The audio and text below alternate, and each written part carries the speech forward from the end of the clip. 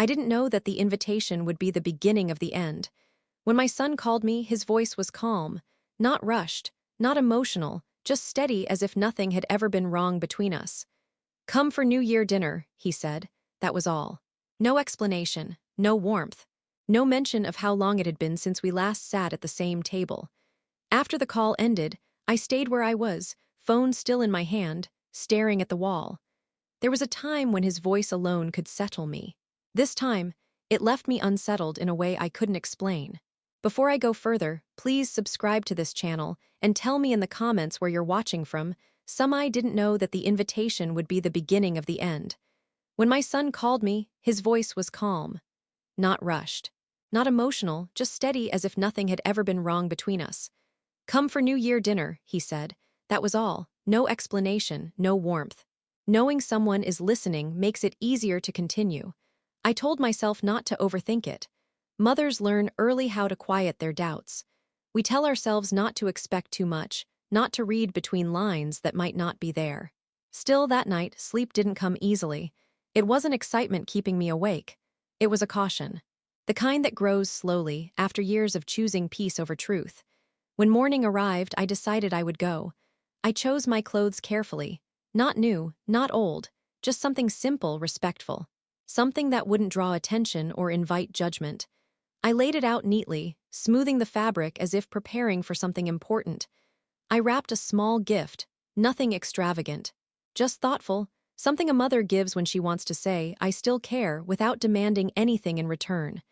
As I worked, I caught myself smiling. A quiet, careful smile.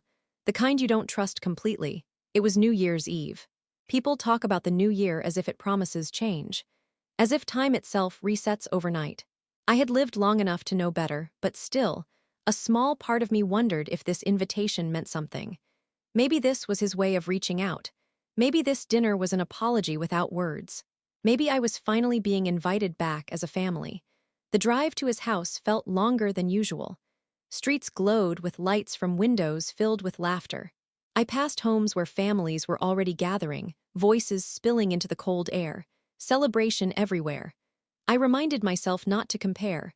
When I arrived, the house was warm and busy. Laughter echoed from inside. Shoes lined up neatly by the door, coats hanging, the smell of food drifting from the kitchen. It looked like a celebration. My son greeted me with a smile that felt practiced. Polite, controlled, he took the gift from my hands and placed it aside without opening it. "Come in," he said. "We're about to sit." The table was set carefully, plates aligned, glasses polished, food arranged neatly. It was clear effort had been made. I noticed where I was seated, not beside him, not at the head of the table, just slightly apart. It shouldn't have mattered, but it did. Conversation began easily enough. Safe topics, weather, work, plans for the coming year. I listened more than I spoke, nodding when expected, smiling when appropriate.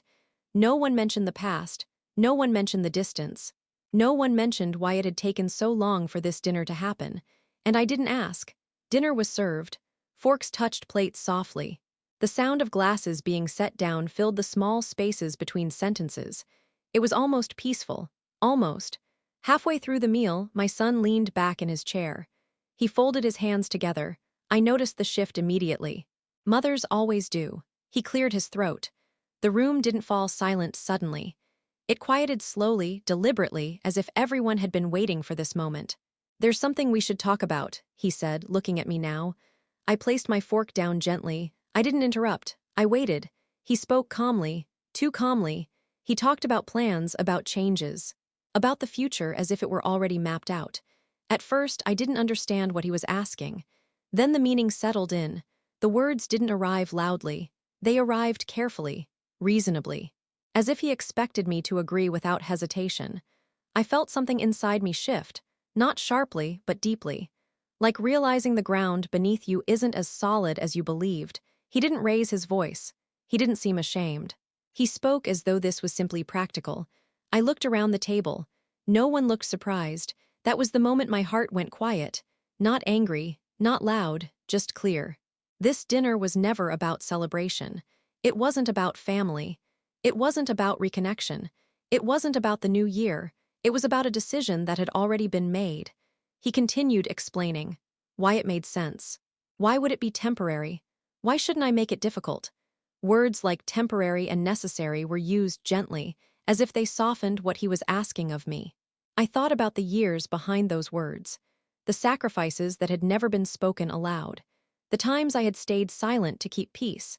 I realized then how easily my life had been reduced to a solution. When he finished speaking, he looked at me, waiting for agreement, for understanding, for gratitude. I gave him none of those. I sat quietly, hands folded in my lap, breathing steadily. I could hear my own heartbeat. Calm, firm. "I need time," I said softly. He frowned just slightly, as if time hadn't been part of his plan. "We were hoping to decide tonight," he replied. Hoping. The word stayed with me. "I understand," I said, and I did. The rest of the evening passed in pieces.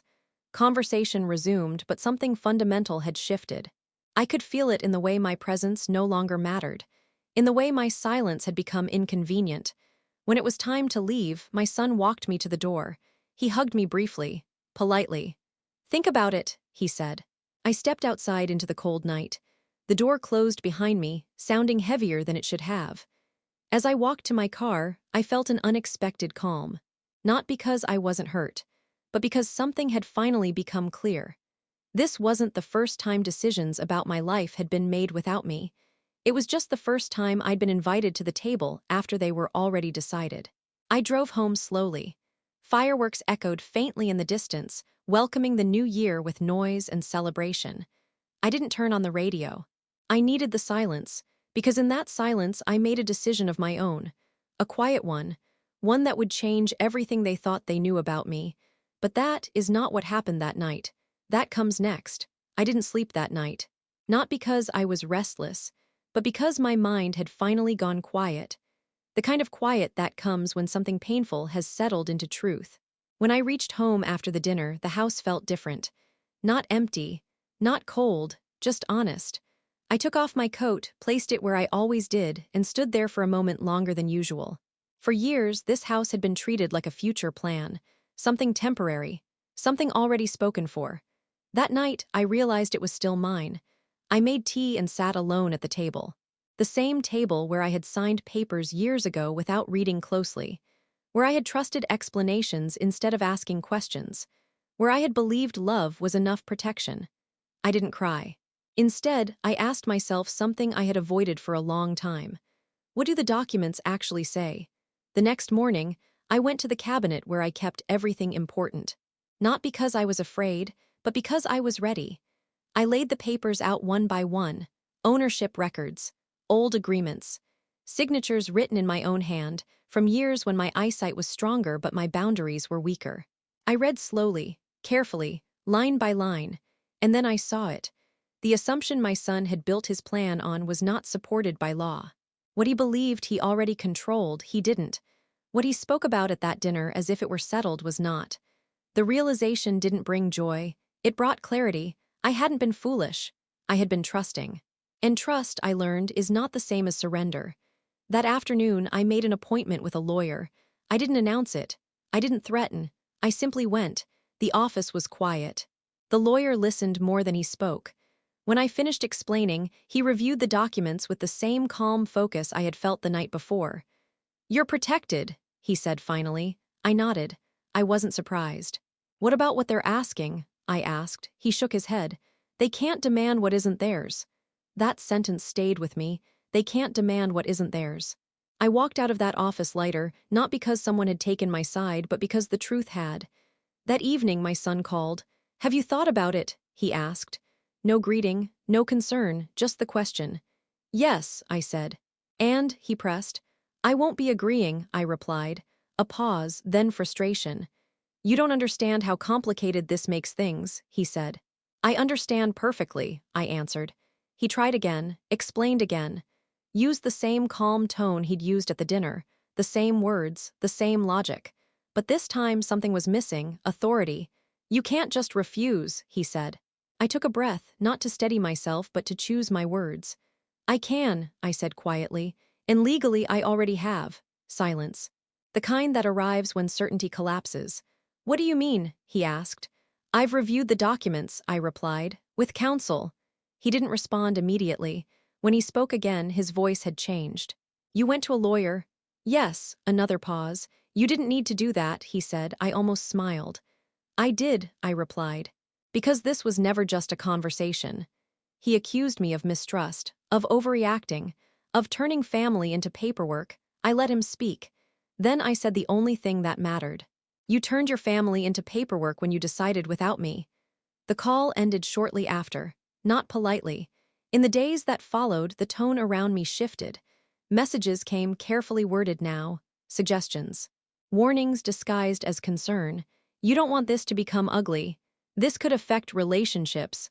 Think about the consequences. I did think about the consequences. That's why I stood where I stood. Because consequences exist whether you face them or avoid them. And for years, I had been the only one absorbing them quietly. A week later, I was asked to meet again. This time, not at a dinner table, not under celebration lights, in an office. He arrived tense, controlled. The confidence he once wore easily now looked rehearsed. The conversation was different. No demands, no assumptions, just questions. What exactly are you planning to do? He asked. I'm planning to live in my home, I said, and protect it. He frowned. You're making this a legal issue. No, I replied calmly. I'm acknowledging that it already is. He leaned back, exhaling slowly. You know this isn't how things usually go. That's the problem, I said. For the first time, he looked uncertain. The meeting ended without resolution, but something had shifted. Power doesn't always change hands loudly. Sometimes it just moves back where it belongs. Weeks passed. The pressure eased, not because they agreed, but because the law didn't. No one demanded again. No one rushed me. Instead, I noticed something else. Distance. The same people who once spoke confidently about my future now spoke carefully around me. Conversations softened. Plans were postponed. And slowly, accountability took its place. One afternoon, I received a message I hadn't expected. I didn't realize how much I assumed, my son wrote. I didn't think you'd push back. I read it twice. Then I replied. I didn't either. That was the karmic part no one talks about. Not punishment, not loss, awareness. Because when someone builds entitlement quietly for years, the moment it collapses feels like betrayal, even when it isn't. The new year moved forward. Life settled into a rhythm that felt more like mine than it had in a long time. I made small changes, practical ones. I updated documents. I clarified boundaries. Not out of fear, but out of respect for myself. And something else happened.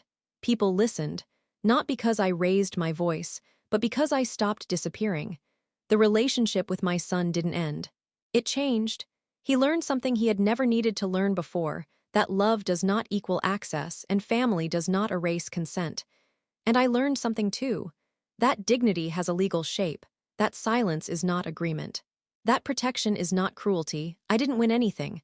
I simply kept what was already mine. And in doing so, I reclaimed more than property. I reclaimed my place.